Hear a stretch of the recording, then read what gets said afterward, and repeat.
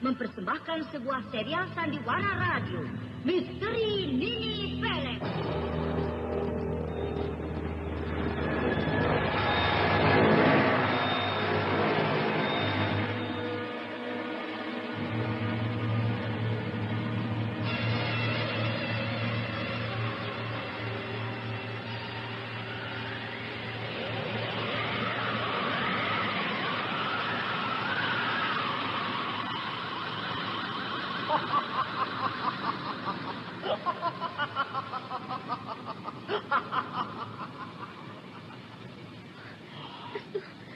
Makhluk apa itu?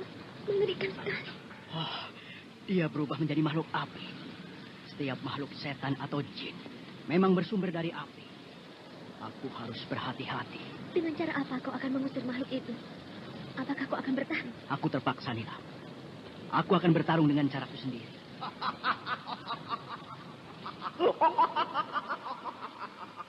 Ayo, lawanlah aku, anak muda.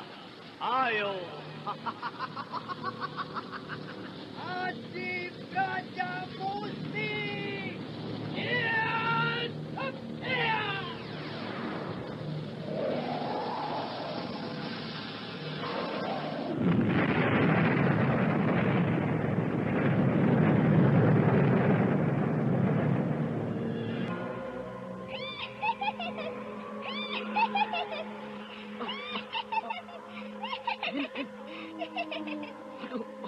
Min, ada suara orang tertawa. Menakutkan sekali. Lihat di atas pohon itu.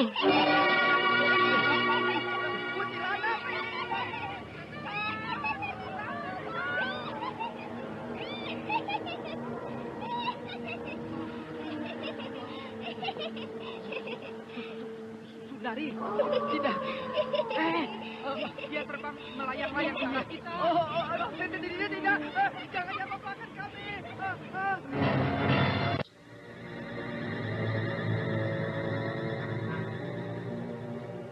Misteri Nini Pelet. Kali ini mempersembahkan episode ke-19 dengan judul Makhluk Alam Gaib. Naskah karya Ari Hidayat. Teknik dan montase Moko Treasure. Dengan sutradara Makhluk Alam Gaib. Sebuah kisah mendebarkan tentang malapetaka di sebuah desa yang disebabkan karena hadirnya makhluk yang berasal dari alam gaib.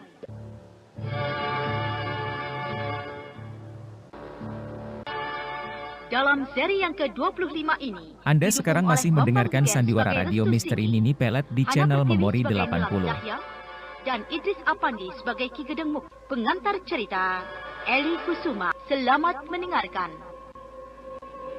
Restu Singgih dan Nilam Cahya tertegun. Mereka terkejut sekali mendengar percakapan Ki Gedeng Mukti. Mereka tidak menduga kalau orang tua petapa sakti itu melemparkan sebuah persoalan yang lain dari yang lain. Persoalan yang menyangkut hakikat hidup Restu Singgih dan Nilam Cahya di masa datang. Tentang perkawinan yang kedengarannya di telinga kedua anak muda itu begitu indah. Memang rasanya tidak baik kalau kalian selamanya selalu berdua tanpa ada ikatan perkawinan yang resmi.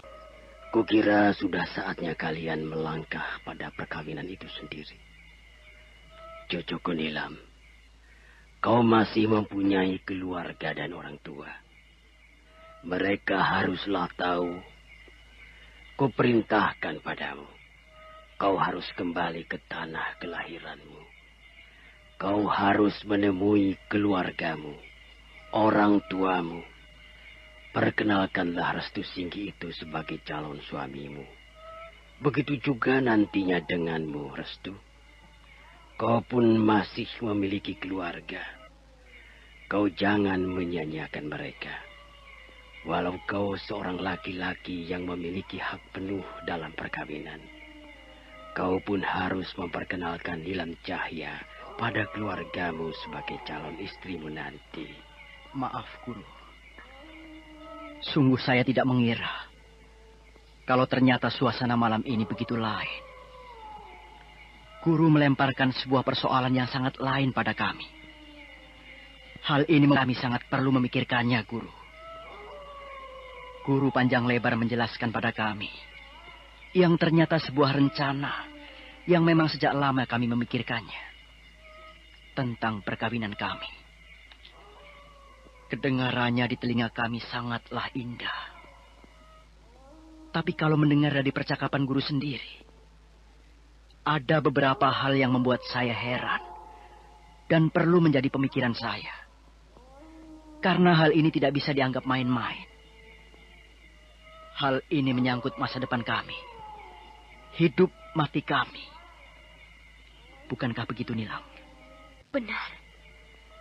Sesungguhnya, kakek perlu menjelaskan lagi pada kami. Masih banyak.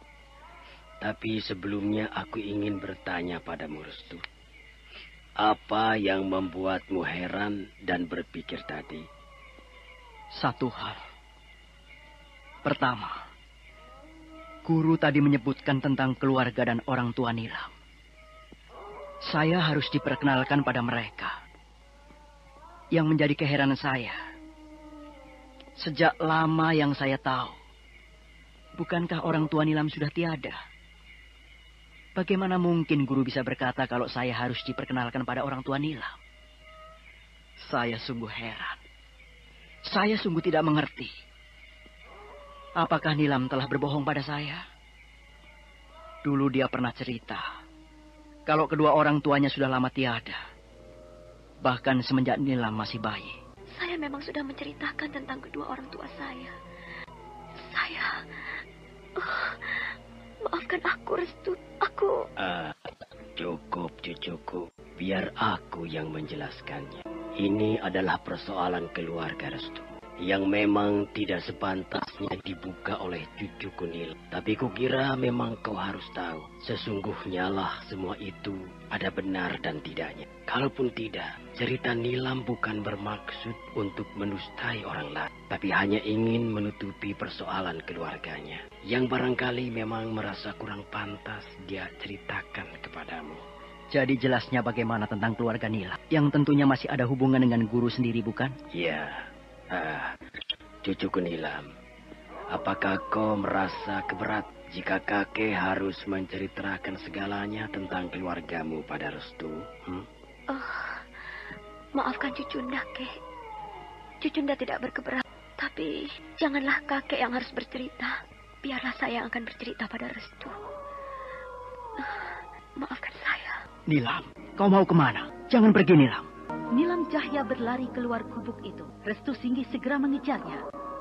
Restu Singgih menemukan Nilam Cahya sedang duduk merenung di serambi pohon. Aku tidak mengerti dengan sikapmu. Kenapa kau sampai pergi meninggalkan percakapan yang belum selesai? Aku malu. Malu sekali denganmu dan kakekku. Aku merasa bersalah. Aku bersalah padamu, Restu. Karena aku telah berdusta padamu. Bukankah sebaiknya kau bercerita baik-baik padaku? Aku tidak mengerti. Kenapa kau sampai menyembunyikan rahasia keluargamu padaku? Ada apa sebenarnya? Apakah aku memang tidak boleh tahu? Tapi kau pernah bercerita padaku dulu tentang kedua orang tuamu. Tentang keluargamu. Kau katakan kedua orang tuamu sudah lama tiada semasa kau masih bayi. Tapi nyatanya orang tuamu masih ada. Dan keluargamu juga masih ada di kampung kelahiran. Aku tidak mengerti tentang semua ini. Kukira memang tidak perlu ada yang disembunyikan. Aku memang harus bercerita terus terang tentang keluargaku padamu. Tapi bukan di sini tempatnya. Aku harus kembali ke kampung kelahiranku. Aku harus menemui ibuku. Di sanalah akan menjadi jelas semuanya tentang keluargaku. Kita akan bertemu ibumu? Iya. Kalau begitu kita harus pergi ke kampung kelahiranmu sekarang. Malam ini juga. Karena kakek nampaknya begitu sungguh-sungguh dengan persoalan yang sudah kita bicarakan. Nilam Cahya kemudian mengajak Restu Singgih masuk kembali ke dalam gubuk itu. Ia lalu menghadap Ki Gedeng Mukti yang masih duduk bersila. Kek, Cucunda tidak tahu langkah apa yang harus Cucunda jalankan sekarang. Karena kakek sudah melemparkan semua persoalan kami. Bahwa kami harus secepatnya melaksanakan perkawinan kami. Cucunda minta maaf kalau sikap dan perkataan Cucunda begitu kasar dan tidak sopan. Hingga tidak berkenan di hati kakek. Aku mengerti. Jangan kau jadikan persoalan lagi. Kini yang harus kalian lakukan adalah bahwa kalian harus pergi ke kampung Kuningan Selatan. Bukankah itu kampung kelahiran Cucunda, Kek? Ya, kau harus kembali ke kampungmu, Nilam. Temui orang tuamu, keluargamu semuanya. Perkenalkan Restu pada mereka. Itu memang niat kami. Tapi bagaimana dengan Lararati? Dia belum kami temukan, Kek. Serahkan semua itu padaku. Aku yang akan mencarinya. Yang terpenting buat kalian, kalian harus bisa mengatasi persoalan kalian berdua. Aku hanya ingin mendengar kabar dari kalian nantinya, bahwa kalian sudah resmi menjadi suami istri. Dengan begitu, kalian akan diizinkan Eyang Ki Buyut Manguntapa untuk mencari seorang petapa sakti di tanah Banten. Guru Ki Gedang Mukti sudah tahu kalau kami akan pergi ke daerah ujung kulon. Dari mana kakek tahu kalau kami sudah merencanakan akan pergi mencari seorang pertapa sakti yang tinggal di pantai Gua di daerah tanah Banten ujung kulon, Kek? Itu sudah menjadi tugas kalian. Aku sudah tahu kalau kalian nantinya akan mendapat tugas dari Eyang Ki Buyut Manguntapa untuk mencari ilmu penangkal dari 2 kitab pusaka yang dicuri Nini Pel. Untuk itu, kalian belum mendapat izin dari Eyang Ki Buyut Manguntapa. Kalian jangan gegabah menentukan rencana sendiri. Nanti kalian akan didatangi Eyang Ki Buyut Manguntapa jika perkawinan kalian sudah selesai. Kalau begitu, kapan kami berangkat ke kampung kelahiran Nilam? Besok pagi-pagi sekali kalian sudah harus pergi. Berapa lama kita akan sampai di kampungmu, Nilam? Cukup lama, paling tidak 3 hari. Ya, bagaimana perasaanmu sekarang? Tentunya ada rasa senang dan rindu pada kampung halaman, bukan? Begitulah. Kau terlalu tertutup, Nilam. Ternyata orang tuamu masih hidup. Maafkan aku, jangan bicara itu terus. Aku jadi malu padamu. Nanti kau akan jelas semuanya. Kuda yang ditunggangi Restu Singgih dan Nilam Cahya melaju di jalan setapak. Dan menjelang sore harinya, mereka sampai di sebuah desa kecil. Restu Singgih dan Nilam Cahya akhirnya memutuskan untuk menginap semalam di desa kecil itu. Pagi harinya, Restu Singgih dan Nilam Cahya berpamitan kepada pemilik toko dan kemudian melanjutkan perjalanannya. Petani itu sangat baik sekali pada kita, Nilam. Iya, kita diperlakukan sebagai anaknya sendiri. Dia sepertinya sangat senang menerima kita. Jadi bagaimana perasaanmu semalam di pondok petani itu? Aku jadi terbayang sudah berada di kampung halamanku sendiri. Aku seperti berada di pondok bibiku sendiri. Oh, kau masih mempunyai seorang bibi? Iya, dia adik ibuku yang tinggal hanya satu-satunya. Saudara-saudara ibuku yang lain sudah tiada. Bibiku bernama Sarbini. Orangnya baik dan dia paling sayang kepadaku. Semasa bayi, dialah yang sering menggendong aku. Dia tidak pernah bersuami, Restu. Dia bertahan sampai sekarang ini masih menjadi gadis. Kau pasti akan tertarik melihat kecantikannya. Kamu ngelantur. Tapi aku senang mendengar ceritamu. Bibi Sarbini seorang petani biasa, Restu. Hidupnya sangat sederhana. Pokoknya, kau akan senang jika sudah bicara dan kenal dengan bibiku yang satu itu. Orangnya luas, pandai bergaul, bicaranya enak, dan menarik perhatian. Oh, senang sekali kedengarannya. Rasanya aku ingin segera melihatnya. Nanti kau akan aku kenalkan pada bibi Sarbini itu. Lalu, bagaimana dengan ibumu sendiri? Kalau kau akan tahu ibuku, orangnya tidak beda denganku. Sikapnya sama. Ibuku pasti senang melihat aku kembali. Aku khawatir ibumu tidak suka pada aku nantinya. Tidak mungkin. Lalu bagaimana keluargamu yang lainnya? Nilam Cahya tidak menjawab. Kau kenapa berubah sikap? Sepertinya kau sudah tidak mau bicara padaku. Aku lagi malas. Aku tidak akan cerita tentang keluargaku lagi. Aku takut ada yang tidak benar nanti. Nanti saja, kalau sudah sampai di kampung halamanku ya. Kau bisa tahu sendiri. Apakah masih jauh dari tempat ini? Besok pagi, kita sudah sampai di kampung halamanku. Restu Singgih dan Nilam Cahya mempercepat kudanya. Malam harinya, mereka menginap di sebuah gubuk seorang petani.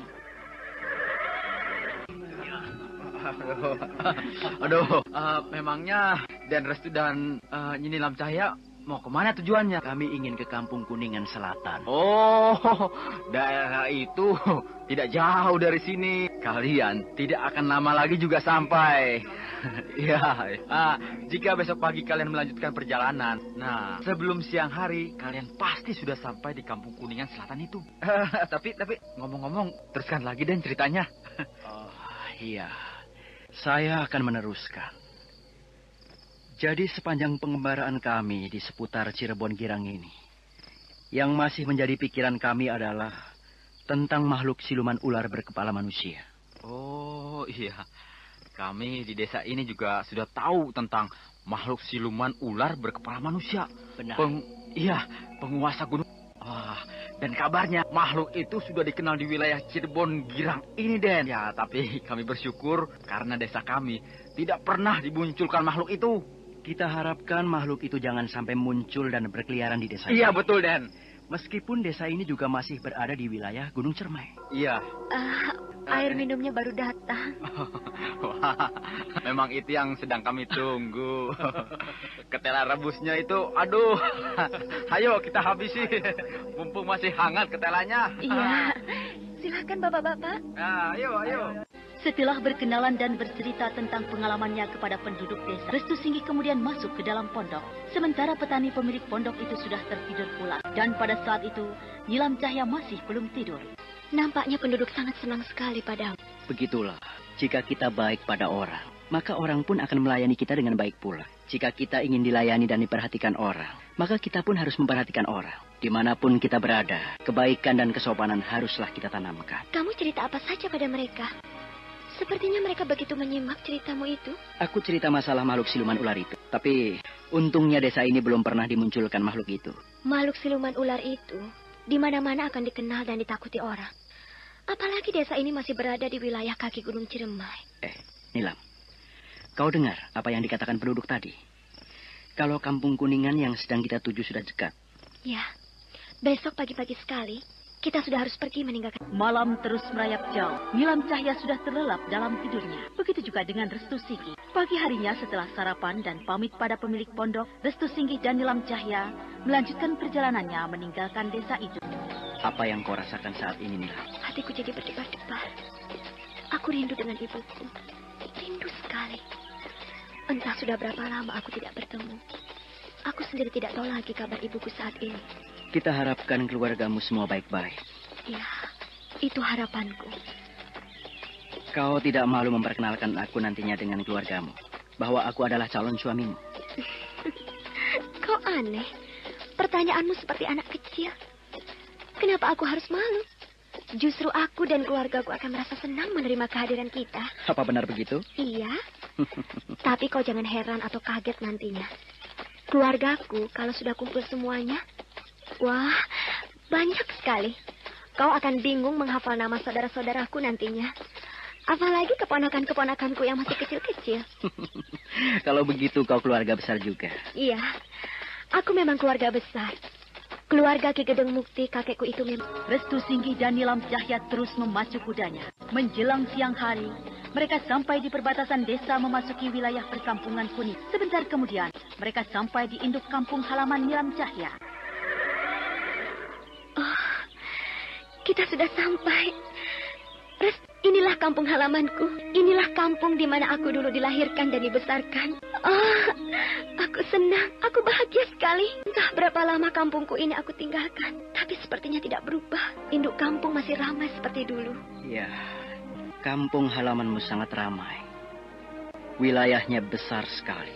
Tapi aku menangkap perhatian darimu. Ada apa dengan diriku? Sepanjang perjalanan kita memasuki kampung ini, hampir setiap penduduk yang melihatmu, mereka semuanya memberi hormat padamu. Tapi ada juga yang ragu.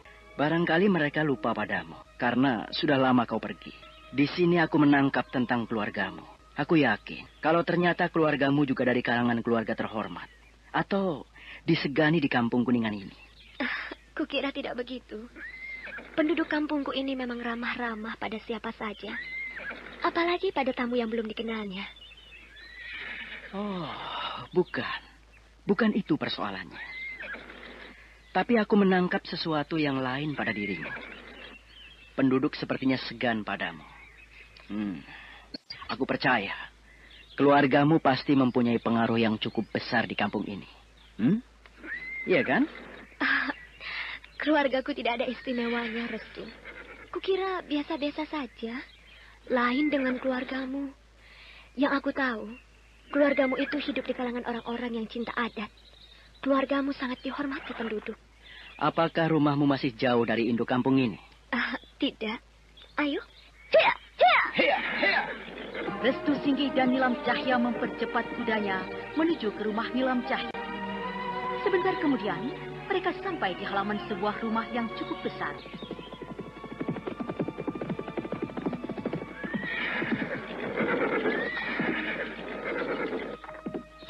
Itukah rumahmu? Iya. Oh, kulihat keadaannya tidak ada perubahan. Restu, disinilah aku pernah lahir dan dibesarkan. Di halaman inilah aku pernah sering belajar kuda jika sore hari begini. Dan di halaman ini juga aku pernah berlatih silat. Kenapa nampaknya sepi sekali? Aku tidak melihat ada seorang dari keluargamu yang menyambut kedatangan kita. Mungkin mereka tidak ada yang tahu kedatangan kita. Rumah Nilam cukup besar dan bagus. Kukira Nilam juga dari keluarga berada dan dihormati di kampungnya ini. Nilam, kenapa jadi merenung? Apa yang sedang kau pikirkan? Bukankah seharusnya kau bahagia karena kau sudah berada di kampung kelahiranmu yang sejak lama kau tinggalkan ini? Sebaiknya kita pergi saja dari tempat ini, Restu. Pergi? Kau aneh, Nilam. Kenapa kita harus pergi lagi? Bukankah kita sudah sampai di rumahmu? Kenapa kita tidak masuk? Kuharap kau tidak menentang keinginanku, Restu. Ayo kita pergi dari tempat ini. Nilam!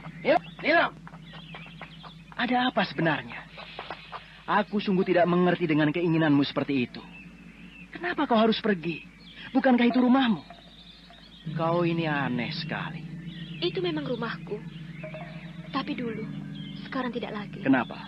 Apakah sudah dimiliki orang lain?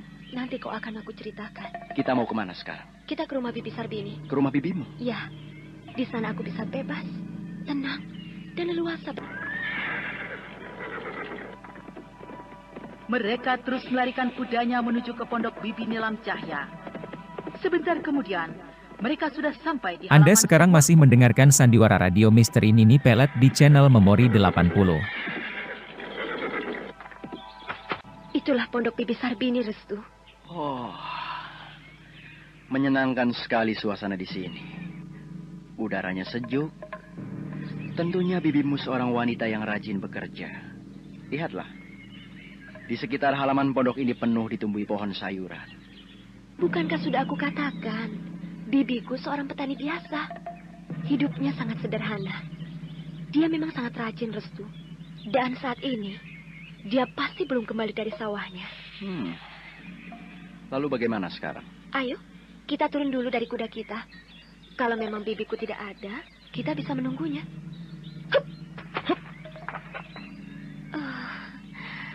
Aku lebih senang tinggal dalam suasana seperti ini. Kenapa tidak di rumahmu saja? Rumah besar dan bagus. Kau bisa lebih senang hidup di rumah itu. Di sini hanyalah gubuk sederhana. Aku lebih suka kesederhanaan. Apalagi di sini alamnya begitu indah. Udaranya sejuk dan indah dipandang mata. Kau tahu, dulu semasa usiaku 5 sampai 15 tahun, aku justru menghabiskan waktu-waktu di pondok Bibi Sarbini ini. Aku jarang sekali di rumah. Ada orang datang, Nilam. Oh, itu pasti Bibi Sarbini, Restu. Ya, itu bibiku. Bibi Sarbini. Oh, kau Nila. Benar, Bi. Aku Nila. Bibi ini tidak bisa membayangkan mimpi apa bibimu ini semalam. Rasanya Bibi tidak percaya kalau ternyata keponakanku akan datang. Lama sekali kita tidak saling jumpa, Nila. Siapa nama temanmu, Nila? Restu, panggil saja Restu. Nak Restu, beginilah keadaan kehidupan bibinya Nila. Tentunya lain dengan keadaan kehidupan keluarga Nak Restu. Sama saja saya kira, Bi. Saya juga tidak ada yang istimewa. Tapi kan kalau Nak Restu tidak seperti Bibi Sarbini ini, Nak Restu hidup dari kalangan keluarga terhormat. Segala kebutuhan serba ada. Tidak seperti Bibi ini.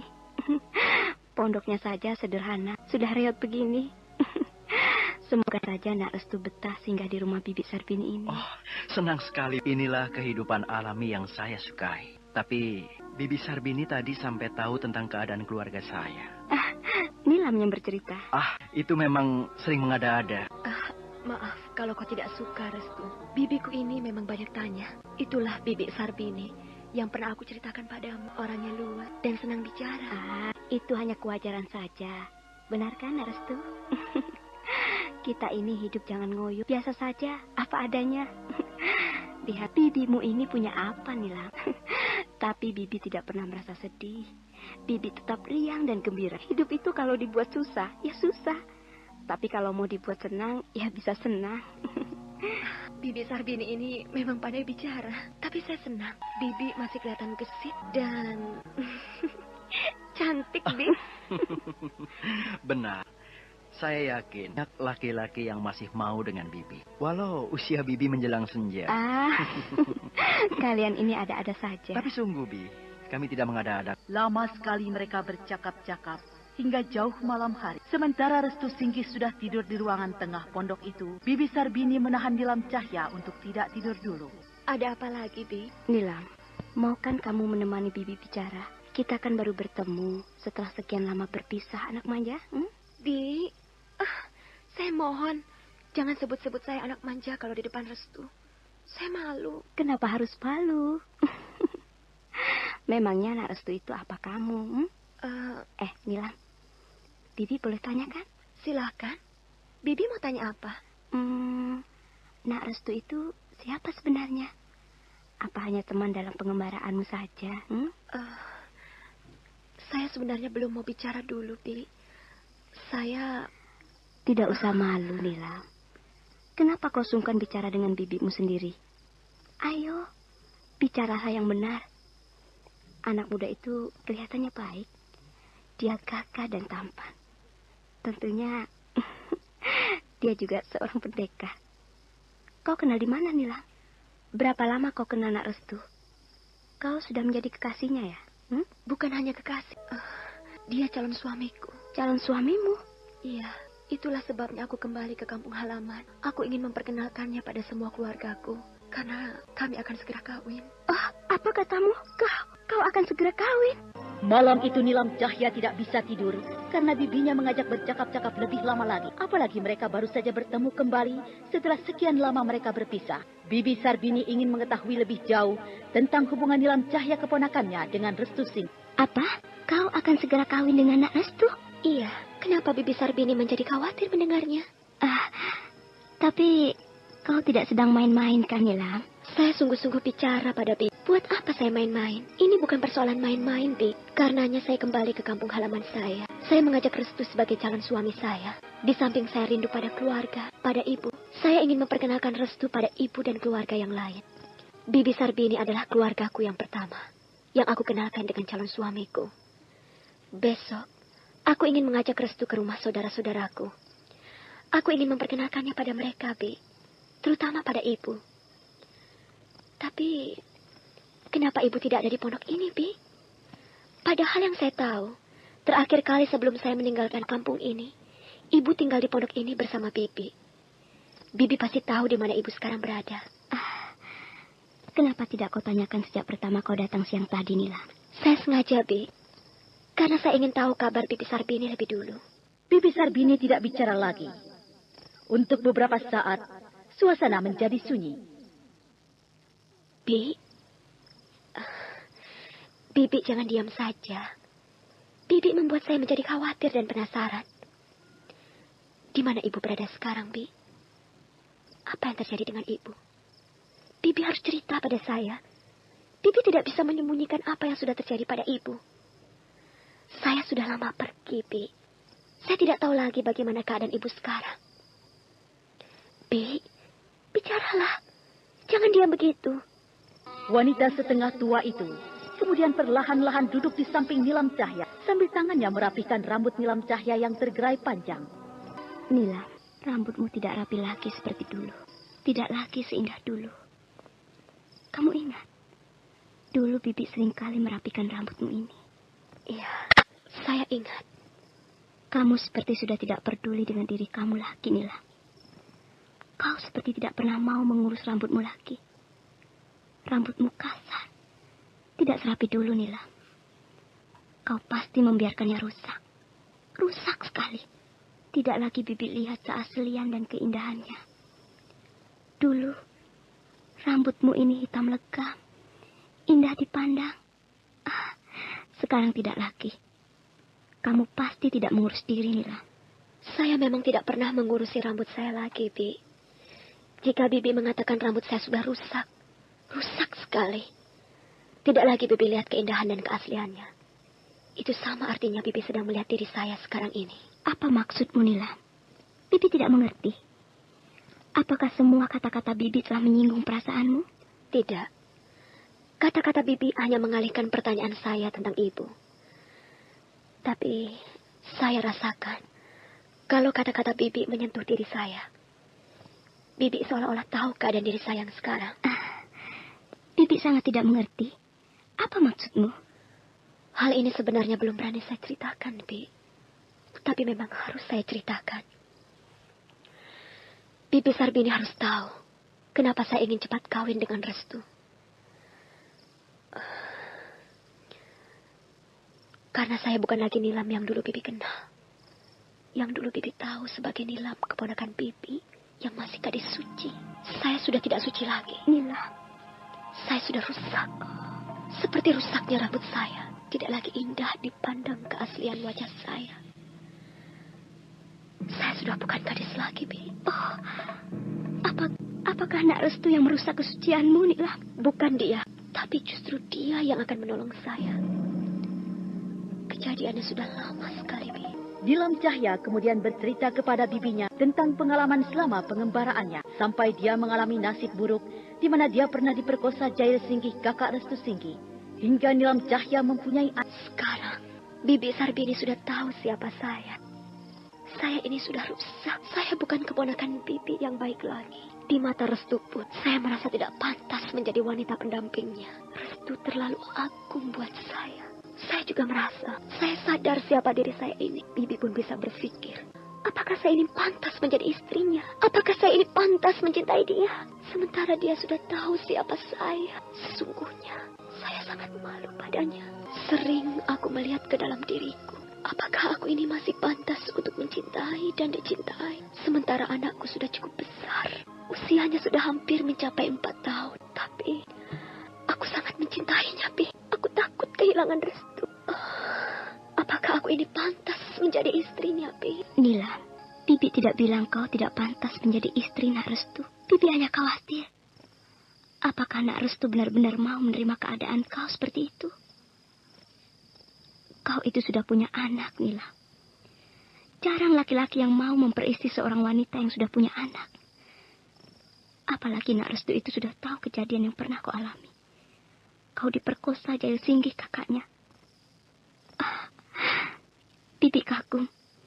Kalau saja Nak Restu itu bisa menerima dirimu apa adanya.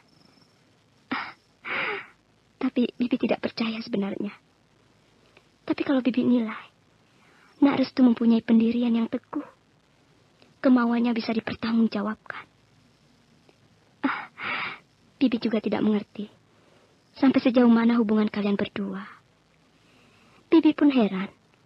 Nak Restu itu sepertinya memang sangat mencintai kau, Nilam. Nilam. Berbahagialah jika kau bisa kawin dengan Nak Restu. Anak muda itu bukan tipe laki-laki sembarangan. Kau harus bisa menjaga cintanya. Jangan mengecewakannya. Bibi. Nilam Cahya memeluk Bibi Sarbini dan menangis dalam dekapan bibinya. Bibi Sarbini diam-diam meneteskan air mata. Kau harus tabah, Nilam. Kau harus banyak bersabar. Bibimu ini juga sering disakiti laki-laki. Tapi untungnya, aku masih bisa menjaga kesucianku sampai sekarang. Kau sendiri tahu. Kau tahu berapa usiaku sekarang. Sampai usia setengah tua ini, aku masih hidup sendiri. Aku bukannya tidak ada gairah mempunyai teman hidup laki-laki, Nilam. Aku bukannya dingin pada laki-laki. Tapi aku sudah memutuskan untuk hidup sendiri. Aku takut dengan laki-laki. Aku takut dengan perkawinan. Nilam, kau juga harus hati-hati. Perkawinan itu jangan sekali-kali kau pandang indahnya saja. Tapi apa yang harus kau isi dari hasil perkawinan itu sendiri nantinya. Jadi, kau harus mengerti benar, Nilam. Kau mencintai Nak Restu. Saya ingin secepatnya dia menjadi suami saya, Bi. Kau masih sangat cantik. Kau kelihatan sudah dewasa. Ingat, Nilam. Dalam perkawinan itu hanya ada satu. Bercerai. Jika hal itu sudah terjadi pada dirimu, maka itu adalah kegagalan hidupmu yang paling pahit dalam mengarungi rumah tangga. Sekali itu gagal, sekali lagi kau akan ketakutan. Sejarah yang paling buruk bagi seorang wanita dalam hidupnya, jika dia mengalami sebuah perceraian dalam sebuah perkawinan. Nah, Bibi tidak ingin hal itu terjadi pada kalian nantinya. Terima kasih, Bi. Saya akan ingat-ingat itu. Tadi, semula kau bertanya tentang ibu. Sekarang, sebelum Bibi menjelaskan tentang ibumu, Bibi ingin tanya pada kau. Apakah kau sudah pulang ke rumahmu, Nilam? Siang tadi kami pulang, tapi kami tidak masuk ke rumah, Bi. Kami tidak bertemu siapa-siapa, jadi kami langsung pergi. Kau tidak menemui ibumu dulu? Saya kembali ke kampung halaman ini hanya untuk menemui ibu kandung saya. Bukan perempuan itu. Dia bukan ibu, Bi. Bibi sudah tahu persoalan keluargaku sejak dulu, bukan? Di mana ibu sekarang berada, Bi? Saya ingin bertemu dengannya. Kau benar, Nilam. Tapi, Bibi belum berani cerita tentang ibu. Kalau Bibi menceritakannya, Bibi menjadi sakit. Sakit sekali hati ini, Nilam. Kenapa bisa begitu, Bi? Apakah Bibi pernah mengalami kejadian yang membuat Bibi menjadi dendam sampai sekarang ini? Sungguh, Bibi tidak sanggup bercerita pada kau. Tapi nanti pun kau akan tahu persoalannya, Nilam. Bibi tidak mau kau juga ikut menjadi sakit hati. Jika kau akan Bibi ceritakan tentang ibu, kau akan dendam pada seseorang nantinya. Bi, ada apa sebenarnya? Apakah ada kejadian sesuatu dengan ibu? Di mana ibu sekarang, Bi? Katakanlah, apakah ibu mengalami sesuatu? Saya harus ketemu ibu. Jangan saat ini, Nilam. Kau belum saatnya melihat keadaan ibu kau sekarang. Kenapa? Bibi membuat saya cemas sekali. Pasti Bibi menyembunyikan masalah. Bi, saya tidak mau Bibi menyembunyikan keadaan ibu sekarang. Jangan dulu kau tanyakan tentang ibumu, Nila. Ibumu baik-baik saja. Sekarang, bagaimana dengan persoalan kau dengan Restu? Apakah kau sudah menceritakan segalanya tentang keadaan keluargamu, Nila? Apakah kau sudah ceritakan padanya kalau kau mempunyai ibu tiri? Belum, Bi. Aku takut Restu malah tidak suka nantinya. Untuk apa aku ceritakan tentang ibu tiriku pada dia? Bukankah lebih baik aku cerita tentang ibu kandungku sendiri?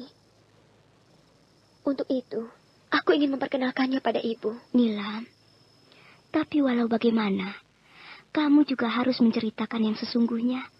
Bahwa kau mempunyai ibu tiri. Biar Nak Restu tidak kecewa nantinya. Nanti pun akan aku ceritakan, Bi. Tapi saya mohon pada Bibi. Saya hanya ingin tahu di mana ibu sekarang berada. Ibumu ada di rumah pamanmu sekarang. Paman Anomukti? Iya. Bibi besok harus antarkan saya menemui ibu di rumah Paman Anomukti ya. Baiklah. Terima kasih, Bi. Aku memang sudah rindu sekali pada ibu. Sementara malam terus merayap jauh, Nilam Cahya akhirnya tertidur. Tetapi Bibi Sarbini masih gelisah dan memikirkan persoalan keponakannya. Aku tidak boleh menjelaskan pada Nilam tentang keadaan ibunya sekarang. Nilam tidak boleh tahu dulu di mana dan bagaimana keadaannya sekarang. Aku telah terpaksa berbohong pada Nilam. Aku katakan, ibunya sekarang tinggal di rumah pamannya. Padahal tidak sama sekali. Inilah yang aku khawatirkan sebenarnya. Nilam pasti tidak akan percaya jika mengetahui keadaan ibunya sekarang. Dia akan tidak tahan melihat penderitaan ibunya sekarang. Kakak Endak Laran, kasihan sekali nasibmu. Anakmu Nilam kini sudah kembali. Tapi aku sebagai adik, aku sebagai bibinya, aku tidak tega membiarkan keponakanku melihat keadaan. Nilam akan menjadi sedih dan dendam pada semua orang yang dianggapnya telah membuat ibunya sengsara. Jika dia tahu kalau ibunya sekarang dikerangkeng di sebuah gubuk, ibunya buta. Keadaannya sudah seperti pengemis yang ditawan. Aku tidak sampai hati untuk menjelaskannya pada Nilam. Dia baru sampai di kampungnya yang sejak lama dia tinggal. Dia tidak boleh dilemparkan dengan persoalan yang bisa membuat pikiran dan perasaannya goncang. Tidak. Nilam harus senang. Dia tidak boleh tahu apa-apa dulu tentang keadaan ibu dan keluarganya yang sejak lama dia tinggalkan. Besok, Nilam tidak boleh ikut aku. Dia tidak boleh pergi kemana-mana dulu. Yang aku khawatir, dia akan pergi sendiri ke rumah pamannya Anomukti. Juga ke rumah saudara-saudaranya yang lain. Dia bisa tahu keadaan keluarganya dan ibunya yang penuh masalah sekarang ini. Tapi Nilam keponakanku yang paling aku sayang. Dia tahu siapa aku. Dia patuh dengan kata-kataku. Dan dia harus patuh dengan kata-kataku ini. Dia pasti menurut dengan bibinya ini. Bibi Sarbini yakin sekali kalau Nilam Cahya akan menurut dengan kata-katanya. Maka menjelang pagi hari, Bibi Sarbini memanggil Nilam Cahya ke dalam kamarnya. Ada apa, Bi?